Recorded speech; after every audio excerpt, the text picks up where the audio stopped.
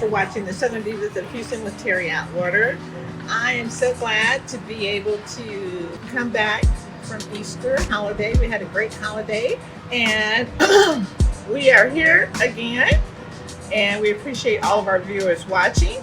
We have my special co-host here. We have Ursula, and we have Kimberly, and we have Michelle that's back as well. And so I want to get a chance to talk to you guys to let me know what you've been working on and any current projects that you're working on. We're going to start with Michelle. Hi, girl. Good to see you back. Hello. How are you, ladies? Hi. Good. What you been doing? What you been working on since the last time I saw you? Absolutely. Working on auditioning. Always working on auditioning and acting work. But right now, I am working towards expanding the candy business to catering. Okay, great. So, wonderful. Yes, that's my big project. Where are the samples? Yeah. Well, I got a chance to take the samples. Oh, and they are wonderful. They're wonderful. Oh, good. Kimberly, tell me what Chef.com. Chef.com. And Kimberly, tell me what you've been doing lately. Last time I saw you. Well, I did finish that Western that I was working on. So we did wrap on that. It's called Raina of the West. So they should be out soon. Actually worked on Easter Sunday. I'm working on another feature film that we're filming here in Houston. I have an upcoming stage play, I Can Only Imagine, and the fashion show that I'll be in as well. Okay, great. Awesome. And Ursula, what about you? What you been doing since last time I saw you? Oh, wow. So much. As I mentioned before, I'm really proud of a film I have newly released on Tubi. It's entitled Deception. I'm also, as you know, like I'm a working actress. I'm also an author. So my books are on Amazon and under Ursula Renee. So please check those out. And currently I'm building a business as a notary, loan signing agent, a life insurance agent. And so quite a few things that I'm doing outside of acting, and I'm super excited about it. Okay, great. Well, you know, I love coming on the air and talking about different topics. I love dealing with interpersonal relationships because I was the ones out there dating, but now I happen to have recently gotten married. Yep. Yay! Congratulations. How exciting. So today's topic we're going to talk about is repercussions and dating the wrong person. Whereas you've seen red flags, but there's consequences and repercussions. Yes. So we like helping out our young adults that's in the dating arena, or mature adults that's still dating. But we want to help you guys out there with our viewers. We're going to start with Kimberly. To tell me, what are some of the repercussions that you've had to experience, you or somebody that you've known? It doesn't necessarily have to be you. Right. You know, if you don't want to tell it on you. But go ahead, Kimberly. What are some of the repercussions? And what was the red flag, first of all, and repercussion? Well, some of the red flags are infidelity. So that's the heartbreak is the repercussion of that. Because some people can keep up quite an act for a long time, but they're actually living a double life. I mean, they have this person over here on the side, and they're living their life with them, and then they come to you. And so when you find out a bit about it, it can be very heartbreaking. So just take your time and get to know that person. So, Ursula, what are some of the repercussions from red flags that you or you know someone have had to experience or consequences?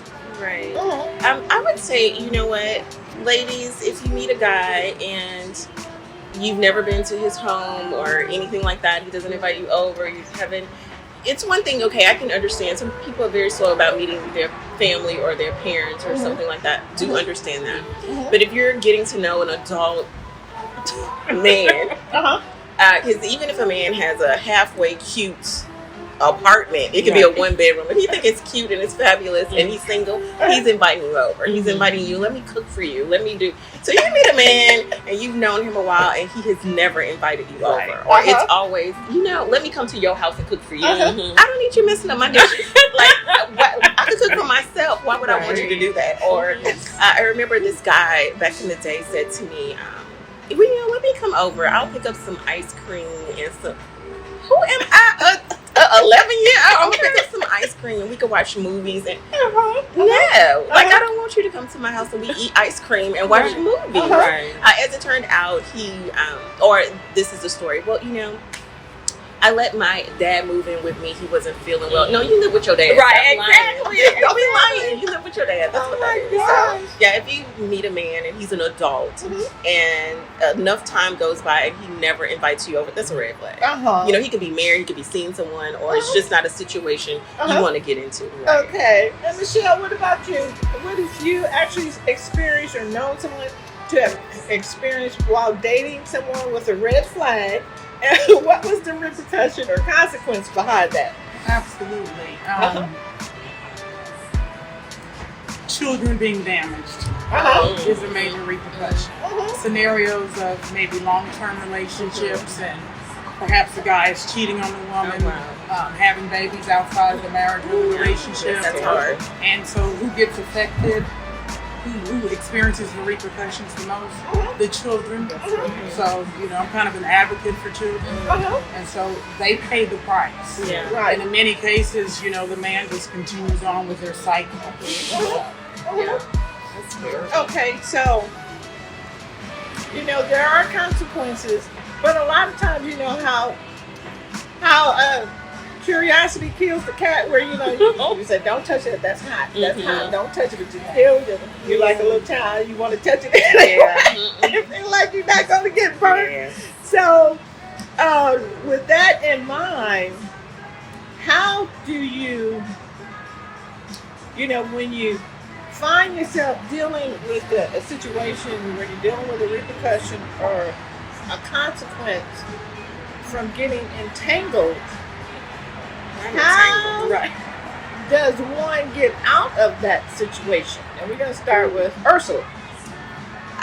So I would say leave. Okay, but you know what? That's easier said than done. So I was going to say, Michelle made a really great point that if there are children involved, that's a little more difficult to do. But if you're not married to the person, and that's, I think that speaks to taking your time, one's time. Like you get to know someone, and if you're able to, like there are no children, or there's no financial reason for you to stay, then just leave. Like that, I will block you in a heartbeat. Like it's not a problem. It's not a problem. You will disappear completely out of my life. And so I just think, for your sanity, your mental health, cause I've been there. Like being in a bad relationship is draining. It's a toxic relationship. It can change how you look, how you feel, it absolutely is. And so you move. All you have to do for me is experience something once, and I'm like, okay, you know what to look for next time. And even when someone says to you, well, you know what? You seem like you have your walls up. Like certain men, that's a clue he is up to something. If that's the first thing he says to you, well, why am I paying for what other men have done? Like when he come with all of that extra game, I don't have time for that foolishness, because the Bible says you're supposed to guard your heart. And it's for reasons like that. You're not supposed to just let anybody into your space, because there are consequences for it. And so now I understand the Bible is the truth. That's true. That's all I'm saying. It is the truth. It says guard your heart. So when somebody tells you ladies, why your wall up so high? Like you're supposed to be. Like you're supposed to work for entry into my space. Exactly. Like exactly. You're supposed to work for entry into my space. Okay, so you were saying that it's important. It's easier said than done to walk away. Just walk away. But when you have yourself entangled, is it good to get support from family or discuss it with friends, or is it good to keep it internally? That's a good question. What would you recommend? I'll start with Michelle. And so I'm like Ursula, hard stop, go, get away from me. But every situation is different. There's, lots of things that could be invested, children involved. So I would be open to counseling. Okay. I Counseling would is be good. if the person is willing to go to counseling. You've invested 10 years in a marriage. Right. We're supposed to stay married. We're supposed to put all of the effort that we possibly could. So I would be open, and I would recommend counseling. Okay. Yes. And Ursula, Fight for it. Okay. And Ursula, what about you? Do you feel like it's a good idea to, if you find yourself entangled, is it a good idea to keep it to yourself? Or is it a good idea to discuss it with family or friends? What would you recommend? Really? What about that? Get you guys fixed up. Okay. And something that we hadn't talked about, and I haven't personally experienced this myself, but domestic violence. Oh my. There's no hard. talking about that. You grab your bag and hit the road. I mean, seriously, the first sign of something like that, I would think, a person should just leave. I wouldn't want to stick around to see what else would happen. But of course, that's easier said than done. Every situation. Yeah. But there are, there's help out there. There are, different shelters and other domestic violence programs that people can get. So don't think about it, because he's just going to come back and say, "Oh, I'll never do it again." Like they say, how many times do we have to see this on TV or hear these stories? So they're going to do it again. So I would suggest just run. Okay. But so that's one thing that I would say. Okay.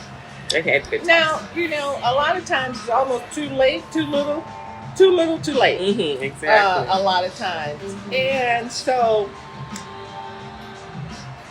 do you guys feel like if it's to the point where it's too little, too late, and do you feel that it's important to be more aware of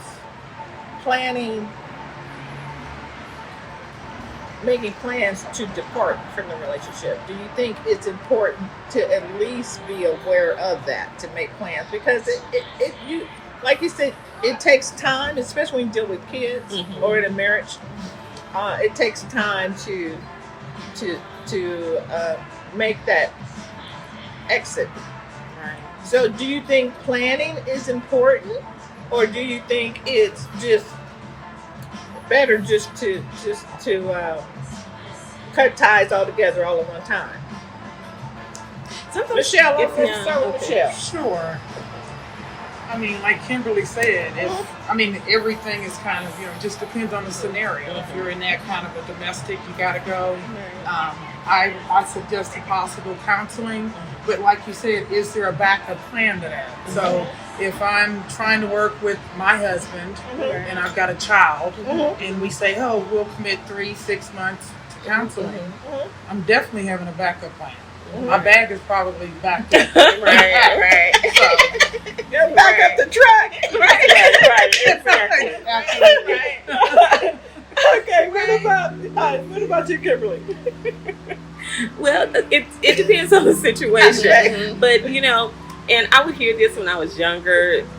Women, have your own money. Okay, that's a good point. It's bad to maneuver if you're stuck and depending on him financially. And financial abuse is a thing. And some men will do that just to keep funds from you. So you have to stay there. So the best thing is to just have some access to money. Always have that, because you never know. You never know. That's true. Okay, and I'm going to let you respond to that as well. Yeah, I agree. My mother always taught me that, like, to have a good car. Don't rely on somebody for a car. And have your own money. Those things are important. So, I should say, so when I say if something is not working for me and it's detrimental to my mental or physical being, just leave. That's, as a non-married woman, that's what I'm speaking to. And so that's why I believe, certain situations are so different. When you have children, or definitely if you're married, you've committed to try to make things work. But I would say even for, for people who are single, Sometimes they go back, even in domestic situations. They go back. They go back in the name of love. I love him. I've known him. I don't want to start over again. Like, he knows me. I know him. They're comfortable. And you hear people say that often, but it's so toxic though, and they'll just keep going back to it because it's comfortable. And I would just say, and particularly if it's like a first love or something like that, you don't know that. You'll heal and move on and meet somebody new. That's just what you knew because it's your first love. It's very intense. So even for people who are young, and I can say that from experience, but but if it's ever just not for your well-being, I'm sticking to just and I can say that was hard when I was younger. I just remember having, for people who have those on again, off again relationships. Right. He was like, oh, it's been on again, off again for like 6 years. So what that means is y'all fight and then you make up and then you fight. And it has to get to the point where in one of those separations, you get strong enough to say, okay, when he calls me again, that was it. Or you just block everything, or it takes throwing all of the stuff away, tuck it away. Don't look at it. Don't watch it. Reminders, right? Oh my like everywhere you just keep saying, you gotta put it away. Yes. Just that never sniffing his old t-shirt, like, oh my goodness, you just can't do it. You gotta stop. You gotta stop, girl. Okay. Well, ladies and viewers, I really would not want anyone to get into a situation where it's that intense. Even in a committed relationship, whether it's a marriage or engagement. Me myself, I would nip it in the bud. I would actually nip it in the bud. I believe in serious. No nonsense. Life is too short, honey. It really is. Yes. We are kind of nipping in the bud. Right. Here. I'm out of this. Life is too short, and it's a situation where it's about loving yourself and putting yourself first. Yes. And that's so important, especially with dating. Of course, you should be the one that should be the priority in terms of your happiness, not allowing someone else to create your happiness for you, and not depending on somebody else to create your happiness. You have to make your own self internally happy. But when I'm saying when it comes down to red flags, and when it comes down to getting caught up with a red flag, we like to inform our viewers, which is why I like dealing with interpersonal relationships, because for me, I don't look at things so seriously, where I'm so caught up, where I have to find myself where I'm upset or my inner peace is disturbed. My inner peace is so important, and it should be for anyone that loves themselves. Yes. And when I find that inner peace is constantly being disturbed, it's like, for me, you have to either take a break from it, step away from it, or just remove yourself altogether to keep your inner peace. I think my sanity is more important because, we have a lot of independent women or entrepreneurs, career-driven women. We have other aspects of our life that we have to prioritize in order to get to the next level in your career or with your business. And so when we call it the devil, when they're distracting you, it's nothing but devilment to me. That's it. So you have to almost say, get from behind these Satan and everything the best. I rebuke you. Here comes the same. Okay, but so yeah, I definitely myself. That's just my own personal opinion, and this is for entertainment purposes only. So I always have to do that disclaimer. So we're just giving our own personal advice based on what we've experienced or known someone who have experienced situations like this in dating. So in terms of another aspect of making yourself available. Okay, so we always, for me, I want to lighten up the situation. It's not so humdrum or so it's not a bogged down situation in dating. Dating to me should be fun. Yeah. It should be lighthearted. And so, with having that type of mentality when you're out here networking or meeting people, do you feel like it's important to be, and we might have talked about this before, to be honest up front? Or do you feel like it's important? And when I say to be honest up front, I'm just speaking of in terms of getting to know people or getting to know that person. Or do you feel like it's a gradual thing for you? And I'm speaking of when you're networking and meeting the opposite sex. Are you? Oh, I'm sorry. Should I? Go ahead. Yeah. No. I'm just looking at So are you saying? Yeah, you. No, but are you saying not to divulge too much information up front? I think that's important. For me, I'm down to earth. I'm very sincere. I'm from Detroit, so I have to speak up for the Midwest. We're very down to earth. Very.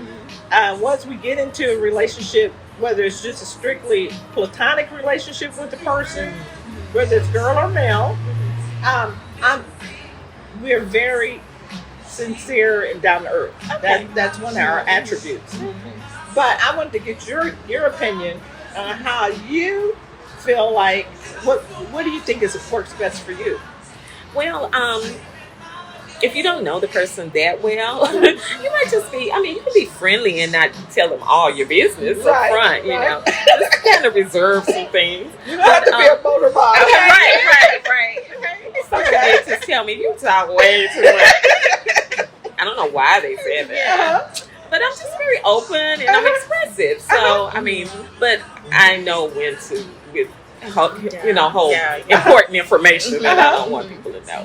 Okay. But it's important to be yourself and show your true personality. Okay. And Michelle, how do you feel about that in terms of meeting people of the opposite sex? I think as us all being actors, we are open books. We're just open people. You have to be open to be an actor. And when we're a little bit younger, we probably put out too much. And so then sometimes that comes back to haunt us. You can get manipulated by saying too much. So I am probably the poster child of learning my lesson and not being such an open book, but just kind of be conversational. That's so true. Okay. That's so true. And I'm gonna let you talk. Go ahead. Okay. Well, I have to admit. So people often think I don't divulge enough, right? People meet me. Oh, you seem kind of mysterious. Can I ask you a personal question? No. If I seem mysterious, that would be no. You should know already. Somebody just asked me that. I knew her for a week. I was like, no, don't ask me no personal question. Like I could probably work on that a little bit. But I do believe I've been burned where if you meet somebody and I could be very chatty. Like if it's somebody I want to get to know, I'm very chatty. If they're communicating back. But I just found sometimes if you tell too much, particularly in like a relationship type setup, with men, people can absolutely. I remember gave someone my telephone number, and he came back and told me everything about me. He was like, he used my phone number to do something. And I was like, see, that's why other people suffer and they don't know anything about me. Like he just straight told me, I think the career line that he was in, he had access to whatever database and used my phone number to do whatever. And so I've had those kinds of experiences where people use your name and do all kind of stuff with it. And I was just like, okay, but I know most people aren't that way. But I think you should, ladies, if you meet someone for the first time and someone is asking you a lot of personal questions, like, well, who do you live with and where do you live? Men actually will ask you that on a first date, like they're trying to feel you out, and that's just too personal. Like you don't need to know who I live with and where I live to get to know me and to see if we have anything in common. I don't think that's it. So, well, I know we're gonna have to stop here, but it was so great for you guys to meet me out here at this beautiful location here in Houston, Texas. We appreciate our viewers listening and watching. We want to thank you for watching the Southern Divas of Houston with Terry Atwater as your host. And we'll see you again next time. Bye-bye.